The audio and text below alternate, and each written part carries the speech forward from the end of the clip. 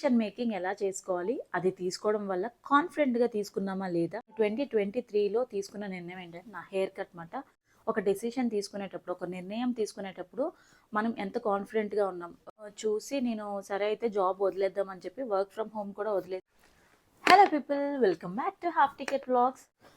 So 2024లోకి enter అయిపోయాం కాబట్టి ఈ సంవత్సరం నేను తీసుకున్న నిర్ణయం ఏంటి అన్నది మీతో షేర్ చేసుకుంటాను. నా ఈ నిర్ణయం వల్ల మీకు డెసిషన్ మేకింగ్ ఎలా చేసుకోవాలి, అది తీసుకోవడం వల్ల కాన్ఫిడెంట్గా తీసుకున్నామా లేదా, అండ్ ఏదైనా సరే నిర్ణయం తీసుకుంటే అది మనకి ఉపయోగపడుతుందా లేదా అన్నది నేను ఈరోజు నా ఎక్స్పీరియన్స్ మీతో షేర్ చేసుకుంటాను. సో ఇంకా ఆలస్యం చేయకుండా వీడియోలోకి అయితే వెళ్ళిపోదాం. సో నేను 2023లో తీసుకున్న నిర్ణయం ఏంటంటే నా హెయిర్ కట్ మాట. హెయిర్ కట్ అన్నది ప్రతి ఒక్క అమ్మాయి లైఫ్లోనే చాలా ఎమోషనల్ మూమెంట్. బట్ చిలకమ్మని చూసుకోవడానికి నాకు రోజంతా పట్టడం ద్వారా నాకు లాంగ్ హెయిర్ ఉండేది. సో రోజంతా తీసుకోవడం వల్ల నాకైతే మాత్రం దూకోవడానికి కానీ, అది మీరు నవ్వచ్చు కానీ అది నిజమండి, అది ఫ్యాక్ట్. అది హెయిర్ని రోజులో ఒక్కసారైనా సరే కోమ్ చేయకపోతే హెయిర్ పాడైపోతుంది కాబట్టి. అండ్ మోర్ ఓవర్ నాకు ఇంత చిన్న కొత్తిమీర కట్ అయితే ఉండేది కాదు. నాకు తెలిసి నా మటుకు అయితే కొంచెం లాంగ్ హెయిరే ఉండేది. వీలైతే నేను వీడియోని పక్కన పోస్ట్ చేస్తాను చూడండి.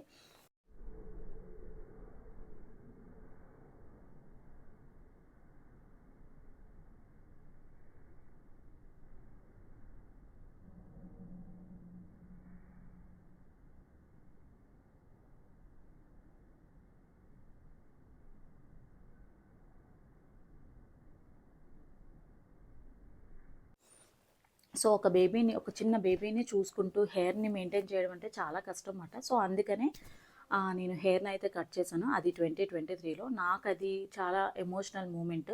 అంటే చాలా బాధపడుతూ, ఎందుకంటే కష్టపడే 5 సంవత్సరాలు పెంచానమాట అది. బట్ అది ఒక్కసారిగా బేబీ కోసమే చేశాను. తనని బాగా కాన్సన్ట్రేటెడ్గా చూడాలి. అండ్ ఎందుకంటే హెయిర్ కూడా ఊడిపోయి తనకి ఫుడ్ తినిపించేటప్పుడు తనకి హెయిర్ ఫాల్ ఎక్కువ అవుతుంది కాబట్టి ఆ హెయిర్ అది తను తినేయడం అట్లా చేసేది అనమాట. సో నాకు అది నచ్చక నేను ఆమె కోసమే హెయిర్ కట్ చేశాను. సో ఇప్పుడు కూడా నేను నా చిలకమ్మ కోసమే ఇప్పుడు నెక్స్ట్ ఇయర్లో 2024లో కూడా ఒక మంచి నిర్ణయం అయితే తీసుకున్నానని అనిపిస్తుంది నాకు కూడా. సో ఆల్మోస్ట్ నేనైతే డెసిషన్ అయితే తీసేసుకున్నాను. అయితే అదేంటో అన్నది మీతో షేర్ చేసుకుంటాను. కానీ ప్రతి ఒక్క అమ్మాయికి ఒక డెసిషన్ తీసుకునేటప్పుడు, ఒక నిర్ణయం తీసుకునేటప్పుడు మనం ఎంత కాన్ఫిడెంట్గా ఉన్నాం, రేపొద్దున మనం తీసుకున్న నిర్ణయం కూడా ఎవరైనా సరే ఇది తప్పు అని చెప్పినా సరే కాన్ఫిడెంట్గా మనం చెప్పాలన్నమాట. నేను తీసుకున్న నిర్ణయం చాలా మంచిది అని. సో అలాంటి టైంలోనే మనం నిర్ణయం అన్నది చేంజ్ చేసుకోవాలి. సో ఇంత స్ట్రాంగ్గా చెప్తున్నాను ఏంటి అంటే, సో నేను ఇప్పటి వరకు అయితే ఇంజనీరింగ్ జాబ్ చేస్తుండే ఆటోక్యాడ్ అనే ఒక సాఫ్ట్వేర్లోని. దాని తర్వాత దాంట్లో ఒక 4 ఇయర్స్ ఉంది. దాని తర్వాత టెక్లా అనే సాఫ్ట్వేర్లోని నేను ఒక 4 ఇయర్స్ చేశాను. మంచిగానే ఎక్స్పీరియన్స్ ఉంది. సో నా మెటర్నిటీ లీవ్ అయిపోయింది. బేబీని చూసుకోవడానికి ఎవరు లేకపోవడంతో నేనైతే ఆ ప్రీవియస్ కంపెనీకి రిజైన్ చేసేసి ఇంట్లోనే ఉండి నా బేబీని చూస్తూ ఉండేదాన్ని, అంటే దాన్ని చూసుకుంటూ ఉన్నాను.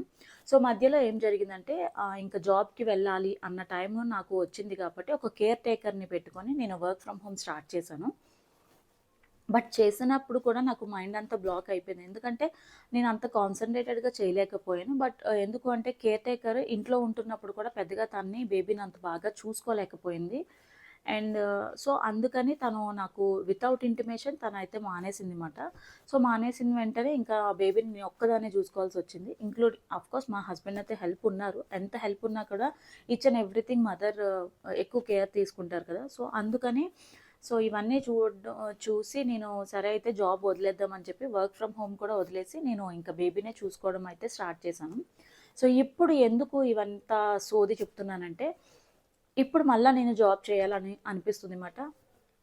సో ఇన్ని ఇయర్స్ ఆఫ్ ఎక్స్పీరియన్స్ ఉన్న ఏ అమ్మాయి అయినా సరే ఇంట్లో ఖాళీగా కూర్చోడానికి ఎవ్వరు ఇష్టపడరండి. జాబ్ చేసిన ప్రతి ఒక్క అమ్మాయి ఒక 2-3 సంవత్సరాలు అయితే చేసిన ఎక్స్పీరియన్స్ ఉంటే పెద్దగా ఏం కాదు. కానీ ఇన్ని సంవత్సరాలు జాబ్ అంటే ఆఫీస్కి వెళ్ళడం, రెగ్యులర్గా రెడీ అవ్వడం, ఈవెన్ నేను ప్రెగ్నెంట్తో ఉన్నప్పుడు కూడా 2 వీలర్ మీద వెళ్ళి మరి నేను అప్పుడప్పుడు హస్బెండ్ డ్రాప్ చేసినా కూడా 2 వీలర్ మీద వెళ్ళి నేను జాబ్ చేసిన రోజులు కూడా ఉన్నాయన్నమాట. సో ఇంత కష్టపడిన తర్వాత ఇంట్లో ఖాళీగా కూర్చోవాలి అంటే నా వల్ల అయితే కాదు. నాకు తెలిసి ప్రతి ఒక్క అమ్మాయి ప్రతి ఒక్కరూ ఇలానే ఆలోచిస్తారని అనుకుంటున్నాను. సో అందుకనే అలాంటి టైంలోనే మళ్ళీ జాబ్కి వెళ్ళాలి అని అనుకున్నాను. బట్ నా జాబ్ వచ్చేసి చాలా ఒక పర్టిక్యులర్ టైం ఉండదు. టైం అన్నది ఎక్స్‌టెన్షన్ అవుతది. అండ్ వర్క్ కూడా స్టేబుల్‌గా ఒకటే ఉండదు. అంటే లైక్ వీకెండ్స్ చేయాల్సొస్తుంది. అండ్ అక్కడున్న టెన్షన్స్, ప్రెషర్స్ ఇవన్నీ తీసుకోవాలి. అండ్ మోర్ ఓవర్ ఫస్ట్ అయితే ఈ హైదరాబాద్ ట్రాఫిక్‌లోంచి వెళ్ళాలి. సో, ఇవన్నీ ఒక్కసారిగా ఆలోచించి దట్టు బేబీతో ఇంట్లో ఎవ్వరు లేని అంటే ఇంట్లో తనని చూసుకోవడానికి ఎవరు లేని టైంలో నేను వెళ్ళి జాబ్ చేయడం అవసరమా అని ఒక్కసారిగా ఆలోచించానమాట. సరే ఒక 1 ఇయర్ అయిపోయింది. 3 ఇయర్స్‌లో బేబీకి స్కూల్‌లో వేస్తాం కదా! సో దట్ అప్పుడు నువ్వు హ్యాపీగా నువ్వు జాబ్ చేసుకోవచ్చు అని కొంతమంది చెప్పారన్నమాట. సో, నేను అది కూడా తీసుకున్నాను. బట్ తను స్కూల్ నుంచి వచ్చిన తర్వాత ఎవరో ఒకళ్ళు ఉండాలి కదా! సో, ఏం చేయాలి అని ఇవన్నీ ఆలోచించాను. అంటే స్కూల్ నుంచి వచ్చిన తర్వాత చిన్న పిల్ల అంటే లైక్ ఆడపిల్ల కాబట్టి స్కూల్ నుంచి వచ్చిన తర్వాత అన్నీ మనమే చూసుకోవాలి. ఒక కేర్ టేకర్‌ని పెట్టినా కేర్ టేకర్ వరకే చూస్తారు గానీ యాస్ ఎ మదర్‌గా చూడరు కదా! మరి మదర్ అంతా కాకపోయినా అట్‌లీస్ట్ ఒక కొంచెమైనా చూడాలి. సో, వాళ్ళు చూడరు అన్నది నా ఒపీనియన్. ఎందుకంటే నేను ఆల్రెడీ ఫేస్ చేశాను కాబట్టి నేనైతే ఒక చిన్న బేబీనే చూసుకోలేని కేర్ టేకర్ ఇంకా బేబీ కొంచెం పెద్దయితే ఏం చూస్తారు, ఏం హ్యాండిల్ చేస్తారని ఒక పాయింట్ అయితే, రెండో పాయింట్ ఏంటంటే ఇదంతా రోబోటిక్ జనరేషన్. పిల్లల్ని చదివించడం అన్నది చాలా బిగ్గెస్ట్ టాస్క్ అండి. సో, ఒకప్పుడు మనం చదివిన చదువులన్నీ బట్టి పద్ధతిలో ఉన్నాయి. బట్టి కొట్టేసి చదివేసేవాళ్ళం. నేనైతే అదే చేశాను. సో, అలా పాస్ అయిపోయి నా మెరిట్లు అవన్నీ వచ్చేసాయి. బట్ ఇప్పుడు అది కాదు. మొత్తం అంతా art and craft, self thinking and వాళ్ళు ఇప్పుడు కొత్తగా ఏబీసీలు నేర్చుకునేది కూడా చాలా ఫోనిక్స్ మెథడ్ అనే ఒక మెథడ్ వచ్చింది. దాని ద్వారా సో, ఆహ్, ఎడ్యుకేషన్ సిస్టమ్ కూడా చాలా అప్‌గ్రేడ్‌లో ఉంది. సో, వాళ్ళని చదివించాలన్నా కూడా మనం చదువుకున్న చదువు కూడా అంటే ఉపయోగపడుతుంది గానీ, వాళ్ళ లెవెల్స్‌కి మనం మ్యాచ్ అవ్వలేమన్నమాట. సో, ఇవన్నీ ఒక్కసారి ఆలోచించి నేనైతే సరే అయితే నా జాబ్‌ని ఇప్పటి వరకు ఉన్న ఎక్స్‌పీరియన్స్ అంతా పక్కన పెట్టేసి, ఇప్పుడు నేను ఒక టీచింగ్ ప్రొఫెషన్‌లోకి వెళ్దాము అని నిర్ణయించుకున్నాననమాట. సో, యాక్చువల్‌గా నేనొక ఫ్రెషర్‌నే. టీచింగ్ ఫీల్డ్‌లో ఎటువంటి ఎక్స్‌పీరియన్స్ లేదు. సో దట్ నా బేబీకి కొంచెం హెల్ప్‌ఫుల్ అవుతుంది కదా! అని చెప్పి నేను అనుకున్నాను.